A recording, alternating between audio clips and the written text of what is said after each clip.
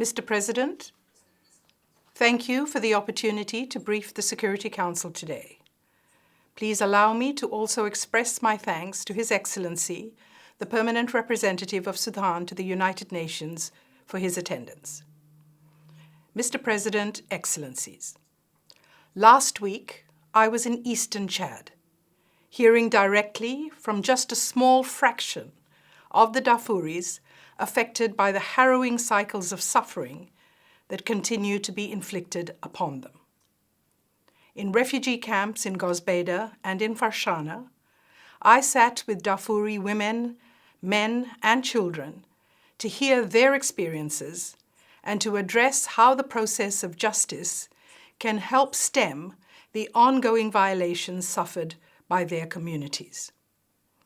Those I met with included displaced Darfuris from the camps of Adre, Akoum, Abutenge, Metche, Alacha, Kerfi, Gozamir, and Zabut, who traveled, despite their own difficult circumstances, to meet with me and my team.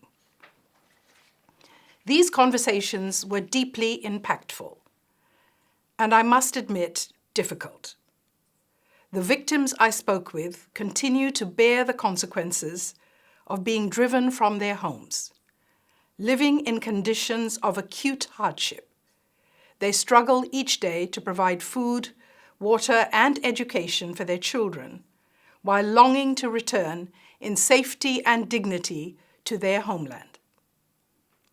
There is real despair in those camps, a clearly and repeatedly stated belief that they have been forgotten by much of the world, that their lives are not given equal value, that the depth of their suffering has not been met with a meaningful response, and the specific individual experiences of pain they shared with us reflected the collective agony of the people of Darfur, including those who saw their parents die, who saw their mothers raped in front of their very eyes, people who were sacrificed as if they were livestock, men huddled into prisons and burnt or buried alive, women who spoke of being raped repeatedly, and children directly attacked, raped, and traumatized by what they have seen. Recent reports of mass killings were also mirrored in who we actually saw in those camps, with women and girls and many orphans making up a significant majority of the population. The experiences they shared reflected the mirror image that we see between the patterns of large-scale crimes that gave rise to the referral by this Council of this situation to the ICC in 2005, and the gravest of atrocities that are now again being carried out across Darfur. The same types of crimes, the same targeted communities, the same mechanisms of inflicting pain and humiliation. One person told me, "This is an unbearable situation for us. We have been suffering since 2003. In addition to the pain in their accounts, there is another overriding emotion: fear. Fear that the worst, unbelievably, is still to come. Fear that the world may again watch as the violation of the Darfuri is relived. The men and women I spoke to are receiving clear accounts about what is happening and building in El Obeid. We have seen this before. This is a pattern. More unspeakable crimes will take place. As reflected in my report to this Council, the Office of the Prosecutor is united with the Office of the High Commissioner for Human Rights in a collective view that the most serious international crimes may be about to take place in El Obeid. We cannot say we did not know. We cannot say it could not be expected. It is for this Council and all states to act now to prevent further atrocities, to take responsibility, and ensure that those likely to suffer yet again from what is unfolding are given protection. We should not shy away from this legal and moral duty. We cannot tolerate another Al Junaina. We cannot tolerate another El Fasher. Mr. President, Excellencies, speaking with so many who have suffered so much, and those that fear even worse, it can be easy, perhaps natural, to feel a sense of despondency. But in fact, that is not what I left with from my meetings with these Darfuri communities. It is truly moving when sitting with women, children, and men who have been subjected to the most serious of crimes, to feel, of course, amongst frustration, the genuine value and importance they continue to give to the process of justice and to the work of the ICC. This was shown in their recognition of how their experiences were reflected in the successful conviction and sentencing of Mr. Abdul Rahman, also known as Ali Kushayb, for war crimes and crimes against humanity. In the words of one man I spoke with, this was a victory for our people. There is now real anticipation, real hope, as victim communities look to the proceedings now underway before the judges of the International Criminal Court to provide meaningful reparations. Support for this crucial step, including through contributions to the ICC Trust Fund for Victims, will be essential in ensuring Darfuris truly feel the impact of the justice process. And this continued hope and commitment was also seen in the many men and women who traveled long distances to meet with us.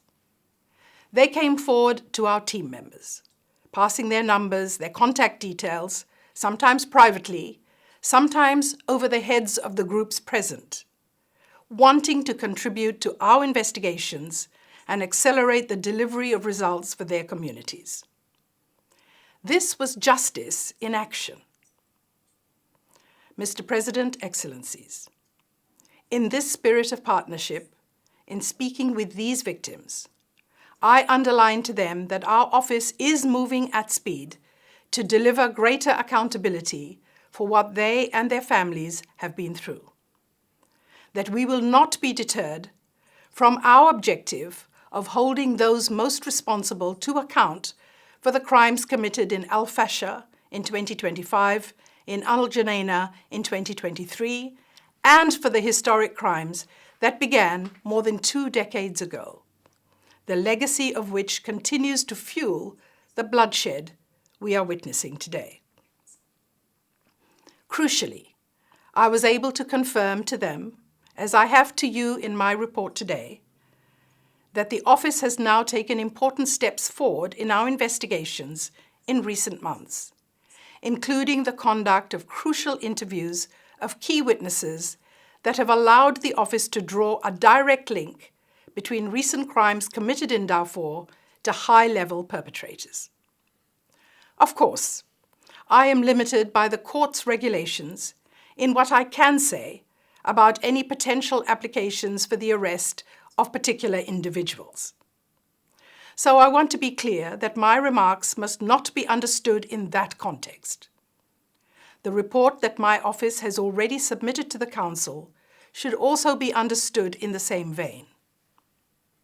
But nevertheless, I can tell you that we are seeing real, concrete progress in our investigations. This is a paradigm shift. It is a breakthrough, and it sends a clear message to those who lead these attacks, to those who plan them, to those who support the commission of atrocities from afar and believe they can benefit from impunity. You are mistaken. Our office has secured vital evidence that will allow us to hold senior contributors to attacks to account.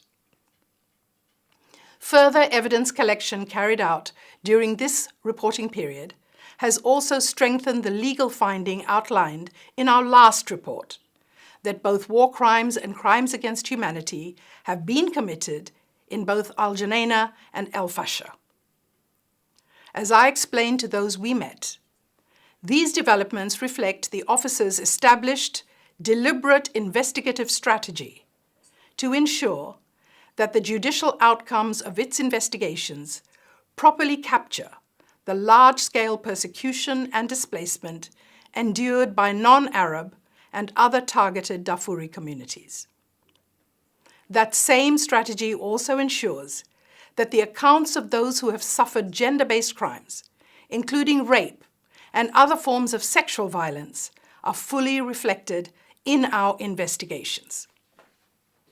This investigation has faced real significant challenges. Our resources are limited. We have not been able to access the territory of Darfur, nor interview witnesses in a number of other key locations, and the witness protection needs are significant. And I also have to be honest with this Council that the coercive actions taken against the ICC do have an impact on our operations, including with respect to the situation in Darfur. But I am confident. Despite these hurdles, and based on the wide range of material we have collected, including over 130 interviews of victims, satellite imagery, documentary evidence, audio-visual material, and other digital assets, our work now effectively demonstrates the gravity and extent of the suffering of the communities we have met this week. Mr. President, Excellencies, the hope that we can still see among Darfuri communities compels us to act together to deliver more for them. And the momentum we are building in this effort, as you have seen in my report, is founded on a common effort, on harnessing a coalition of accountability for Darfur. In the last 6 months, we have seen how partnerships with a wide range of actors have allowed us to significantly accelerate our activities. Deepened engagement with civil society organizations, including those working closely with affected communities, has supported identification of important new leads and lines of investigative focus, while also allowing for collaboration in the collection and analysis of open source material. Continued outreach sessions with victims, survivors, and Darfuri diaspora have generated several leads for the ongoing investigations. Formal cooperation, including through requests for assistance, has been expanded with third states and international and regional organizations. And collaboration with the United Nations fact-finding mission for the Sudan has remained an important pillar of our work. I must take this occasion, Mr. President, to thank in particular the government of Chad for its steadfast support for the work of the Office of the Prosecutor in the situation in Darfur. I had the opportunity during my mission to meet with His Excellency, the Foreign Minister, during which meeting I expressed our sincere recognition both of excellent assistance provided by Chad for the activities we undertake pursuant to the mandate of this Council, as well as their support for those in the camps I visited this week.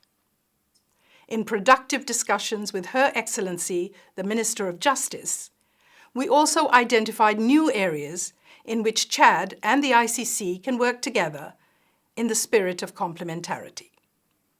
We have agreed to develop a new framework for cooperation that will allow the Office to provide support to Chadian national authorities with respect to the investigation of sexual and gender-based crimes. This is the type of mutual partnership the Office is seeking to develop with states across this region. Our Office is truly grateful to all of our partners for the contribution they are making towards justice for the people of Darfur.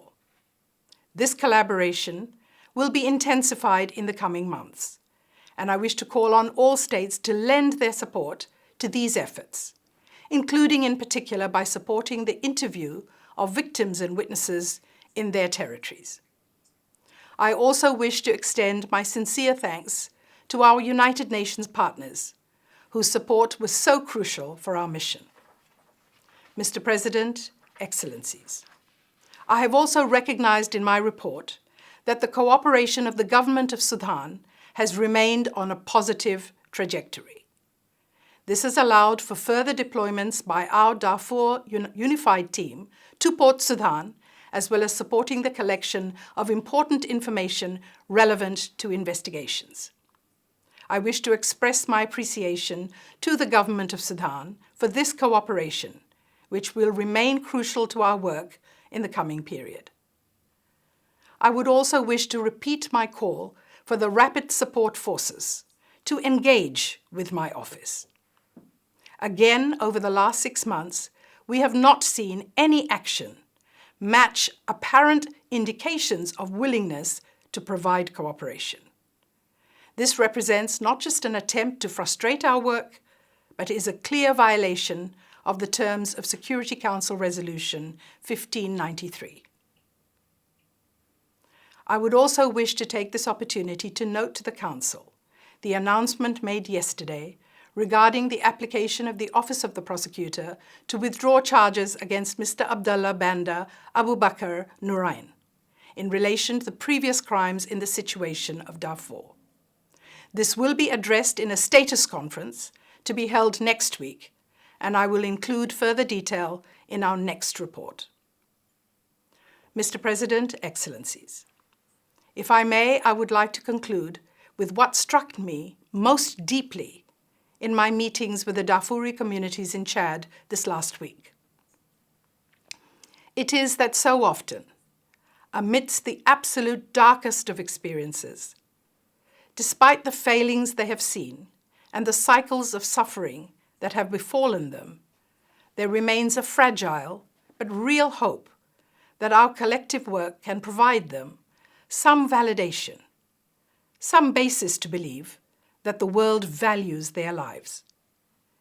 It is this continued belief of the Darfuri, almost against their own experiences, that gives absolutely no state or organization any right to give up, to be despondent, or to even seek to undermine the work of those who are partnering with the people of Sudan to turn that hope into meaningful justice. One man was clear in what he wanted me to pass on to you today. He said, "Justice is what is needed in Darfur, but we need all countries to come together to help us, to help the ICC." Again and again, we heard from victims that they want states, the United Nations, and the ICC to work together more coherently, more impactfully, to deliver more for Darfuri victims. Our office is more committed than ever to work with all of you in this essential common effort. Building on the crucial progress we have made in the last 6 months, harnessing the real momentum we have built, and driven by the incredible courage of those I have met this week, we will be working intensively to demonstrate to the Darfuri people that they are right to believe and to trust that justice will come. I call on all states in this Council, all members of the United Nations, and all partners for accountability to heed the voices of the victims that I have shared with you today, and to join us at this crucial moment for the people of Darfur. I thank you.